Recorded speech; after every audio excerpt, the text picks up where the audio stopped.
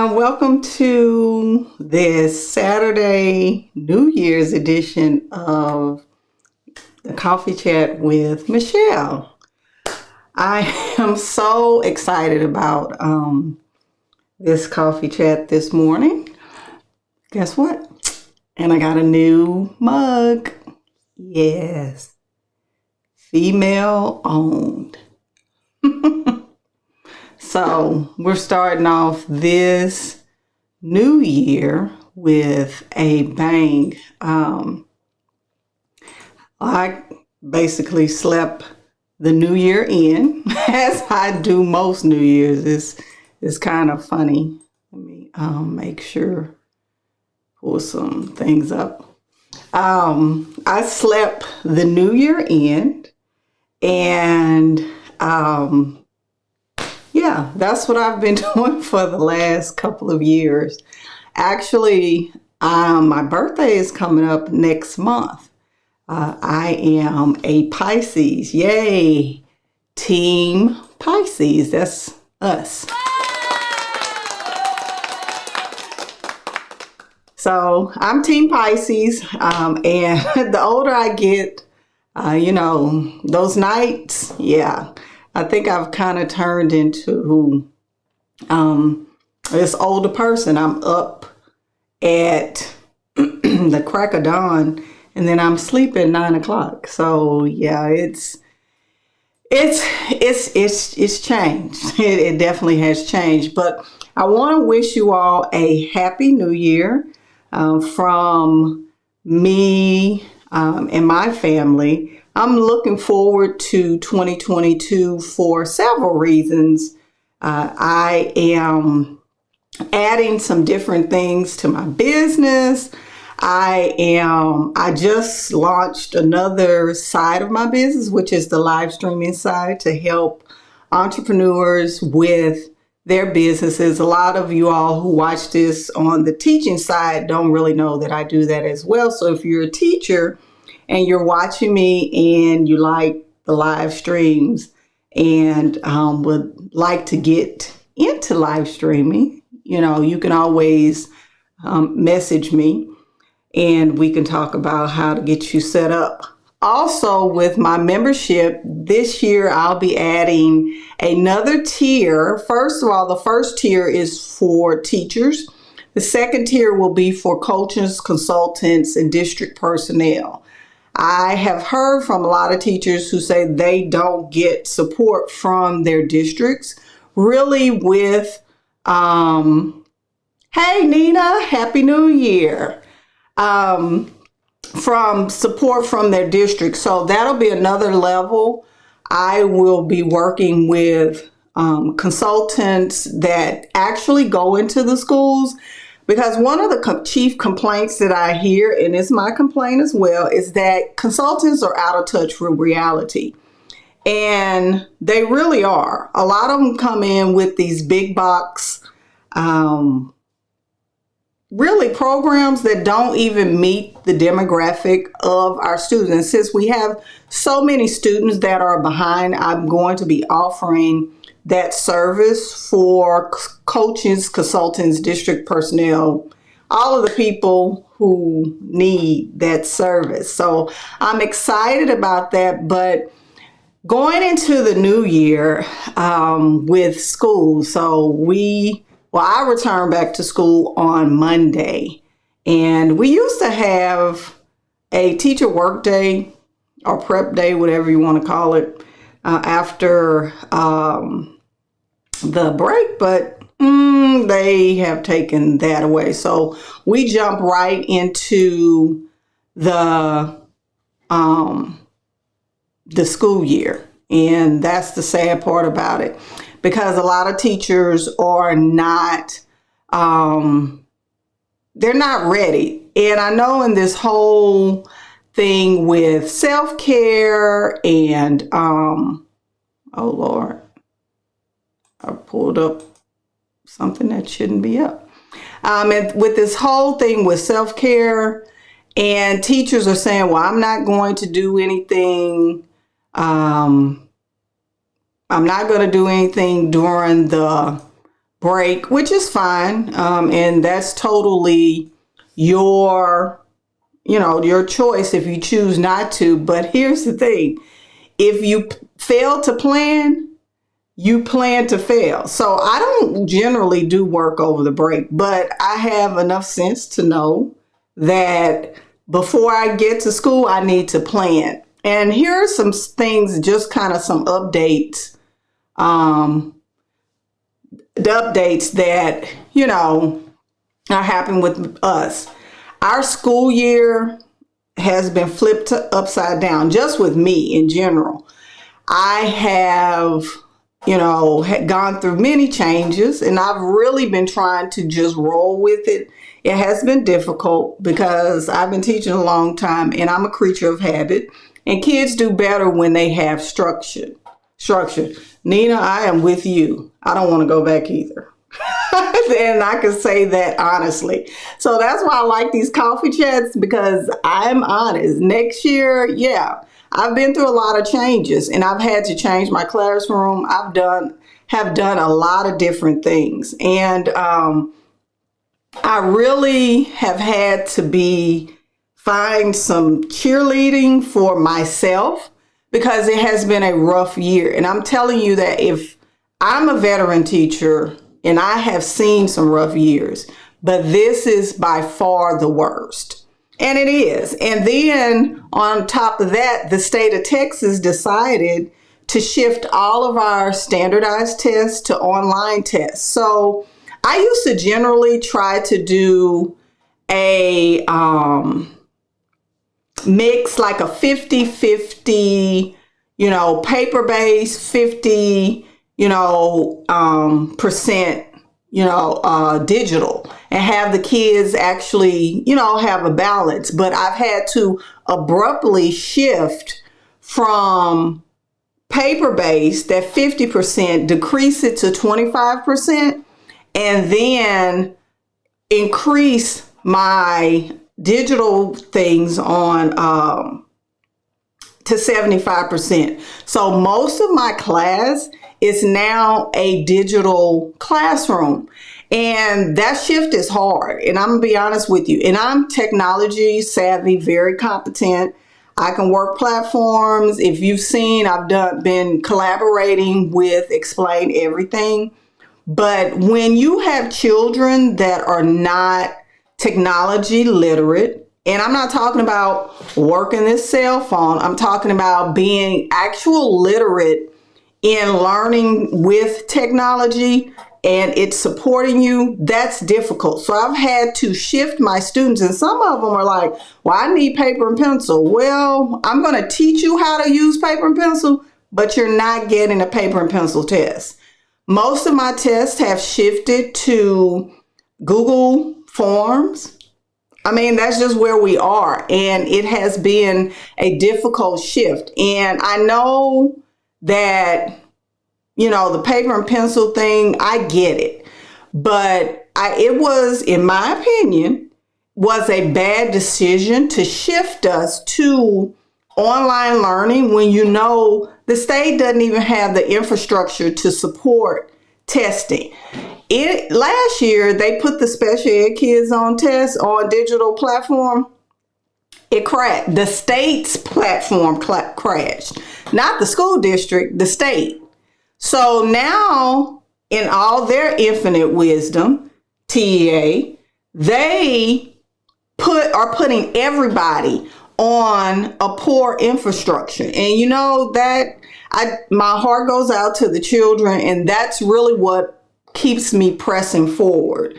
And because it's not fair. What they're doing is wrong on every level. It's causing a level of stress, a level of anxiety, because you're taking kids who had disruptions in learning for a year and a half, and now you're saying, oh, in addition to your disruptions, we're just going to shift you to an online platform. It's nuts. So I've been doing a lot of different things, thinking about how I can integrate. I downloaded this app, Good Notes, which I like it a lot better, to help with me and scanning a copy of my worksheet and actually using my iPad and my Apple Pencil to write on it. So that's one shift I've made. It has been a lot. It really has. And my students, they have been on Microsoft Teams. I use that actually in my classroom. I project it to my board, and then the kids have it up on their computers. We are a one-to-one campus, so all our kids have computers, and we're fortunate. I can't say that we're one of the fortunate campuses, because I don't see how this would be doable if, we didn't have the computers. So I've been using Explain Everything. If you don't know about Explain Everything, it's an excellent platform. Great interface, meaning the part that we interact with is clean. You can use graphics. It has equations already built into the product. It's compatible with Google Classroom, Microsoft Teams. They have native connections within. You can connect it to Dropbox. It does have a connection to Evernote. I tried out Evernote. It's too complicated. So I'm going to look into asking them to see if they could integrate it with Good Notes, because it really helps teachers. I need that.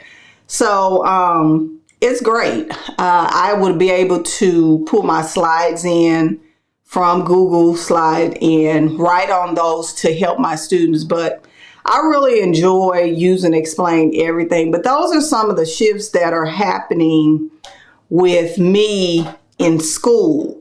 This has been a rough year. I am teaching Algebra 1 and I'm teaching 8th grade math. Algebra 1 is not really the issue. I've gotten the kids up to a point where the gaps are closed, but I feel like I'm teaching 3-4 grade levels at one time, because my 8th graders, I just got this group because we had to shift, and we didn't have a 7th grade math teacher, so they closed the section of our 8th grade math and shifted our 8th grade teacher down to 7th grade. So I got a whole new group of students and demographics. So I'm dealing with the English language learners, which I've dealt with them before. But the issue that I see is that the kids are, I don't know, the kids, it's like trying to get them to check back in is the hardest thing. So I've done some things as far as classroom management, and these are some tips that you can use definitely coming back. So with the height, these corona, we're going to be in quarantine. I already know that. So I'm preparing my mind that a lot of my students are going to end up in quarantine. It happened at the beginning of the year. So I would be naive to think that it's not going to happen again. So at the beginning of the year, my kids were in quarantine for 2 weeks. We had a lot of kids that ended up with COVID, and that's just the nature of the beast. So one of the things that I'm putting in place is my students, they sit one way, and they have assigned seats. They must have assigned seats. So when they come in the classroom, I have a table by the door, and what it says is that you must sit in your assigned seat. That's the first thing, because 8th graders, they're social. They want to sit where they want to, and this year more so than any other year. The kids act like they don't want to follow directions, but in Ms. Williams' classroom, that is not an option. So they must sit in their assigned seats. I have tables, which I'm happy. I'm glad I don't have desks. Tables take up less space, and you can do a lot more with them. So a lot of people, I don't have small classes. I think my smallest class might be 25. So I don't have small classes. And So they sit face forward, they have to, and what I'm going to do with the teams, and there's going to be minimum movement to kind of keep the whole, breathing on each other, and more specifically breathing on me, and in teams we'll do that. Also with the intervention piece, in my Math Intervention Academy, I've been sharing my process because I have most of my classes in the red. Now, the way that I deal with data, you already know, I have to have two pieces. So when we're talking about quantitative, that, we took a DLA and, they get in a frenzy. The kids are this. The numbers tell you what the kids are struggling with, but that qualitative data is going to tell you why. So a lot of our students at the beginning of the year, they weren't coming to school, let's be clear. And secondly, they were skipping class. Yes, they were skipping. They weren't there. And a lot of them had behavior issues. So, you can't say, oh, the kids don't know this because they weren't there to get it. We're talking about at school.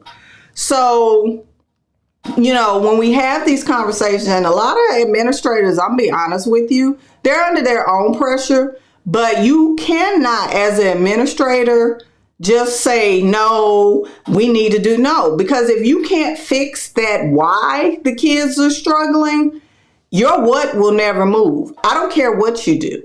You can come down on teachers. You can put them on growth plans. You can mark them down on their little evaluation. You can do all that. It still is not going to change the numbers at the end of the day.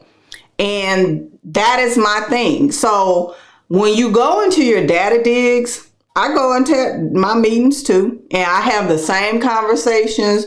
The administrators want to hear it. Some do, and I'm not knocking the whole herd. A lot of them don't, because they have their supervisors breathing down their neck because their data looks like it is. But, at the end of the day, it's going to be what it's going to be. You cannot get blood from a turnip. Until you fix the why, you won't get any increase in the what, which is those numbers that everybody seems to freak out about at the end of the school year. So those are some things that I've been working on in my classroom, because I can't wait on, administrators to fix what I need. So I've just learned through just teaching a long time that I can only focus on what happens within my four walls. And that's, making sure my routines are tight. I plan accordingly. And I'm not gonna lie, I'm not a big planner. I'm not, but I've had to shift that because, first of all, I've never really taught 8th grade math. I've taught it and supported it like in summer school, but I've never had to teach the curriculum, and it's heavy on geometry, which is my students' weak point. And if you teach middle school, high school, you know that the kids struggle with geometry, and it's a literacy issue. It's not necessarily, that they struggle with the math piece. It's the understanding and bringing it all together. And then some of these items are dual coded. Dual coded means that they have other skills embedded within that actual skill. So say, for instance, my students are doing Pythagorean theorem. Well, within the Pythagorean theorem, they have to be able to solve equations. If you can't solve equations, you really can't say the child doesn't really understand the Pythagorean theorem. They probably understand it, but when they have that weakness in 1 and 2 step equations, same thing. You can't say it. That goes with elementary math too. Like in 5th and 4th grade, when you have to take decimals and apply it with fractions and all these other things, that bumps the rigor of what a child has to do. So if they're weak in a secondary skill, they're going to have issues. And that brings me to the other thing. I am running a free math challenge, and it's called the Better Math Scores Challenge. And I know some people say, well, I don't teach to the test. Stop it. We all teach to the test because it is what our children are held to. It's an ugly thing, but the way that I do it is skills first, test prep last. I don't do test prep all the time. And a lot of people will say that, well, it's too much. And it is. It's too much test prep. But, when in Rome, you do as the Romans do until the rules change in Rome. And that's just what it is. So it's called the Better Math Scores Challenge. And in this challenge, what you'll see is I take you through a process of looking at your curriculum. As a math teacher, you must know what the students should be coming with and where they're headed. Now, am I saying should you know how to teach that stuff? No.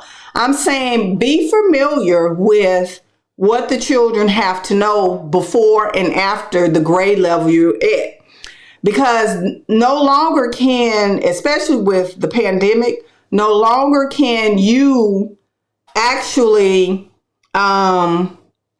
say, oh, I'm just going to teach it doesn't work like that. Because if you're trying to close gaps, you will not close not one gap. You have to know what they're coming with. So the first day I do a curriculum scavenger hunt. And if you worry, well, I'm going back to school, I get it. All of the stuff is in the evening because I'm at work.